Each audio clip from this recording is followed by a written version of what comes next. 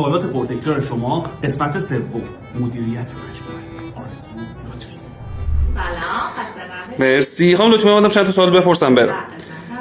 پرسیدن که اگه بچه وسط راه انگیزش از دست بده به عنوان یه مادر چه کار باید بکنیم؟ خب این طبیعیه، بخشی از فرآیند رشد بچه هاست. بهشون گوش بدید، بدونین که قضاوتشون کنین، بدونین دلیل چیه. خستگی، فشار درسی یا که مقایسهشون با دیگران باعث این حس میشه. بدونین که بخواین به هدف نهایی مثل بازیگر شدن بخواین تمرکز کنین، تاکید کنین روی لذت‌های کوچیک این مسیر، مثل دوستی‌هاشون، بازی‌های گروهی، چیزهای جدیدی که یاد میگیرن و بهشون حس حمایت و ارزشمند بودن بدین، بدون اینکه بخواین تمرین‌های طولانی داشته باشن و اذیتشون کنین. بگین که این تلاششون حتی 10 دقیقه تمرین براشون کافیه و ارزشمنده. پرسیدن که فرق استعداد طبیعی بچه با اون چیزی که با آموزش به دست میاد چیه؟ استعداد طبیعی مثل یه پتانسیل و بذر درون بچه است که مثلا به یه سری چیزا گرایش و توانایی داره. مثلا یه سری از بچه‌ها هستن که فن بیان خوبی دارن یا احساساتشون رو میتونن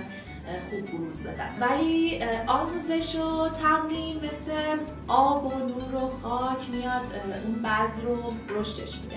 حتی اگه استعدادشون کم باشه، با تمرین درست میتونه تکنیک‌ها و مهارت‌هاش رو یاد بگیره و پیشرفت کنه. این یادگاری به بچه‌های پیج میگید؟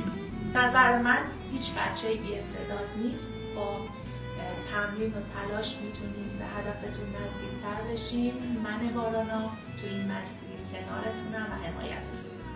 مرسی خانم لطفی، لطف کردید.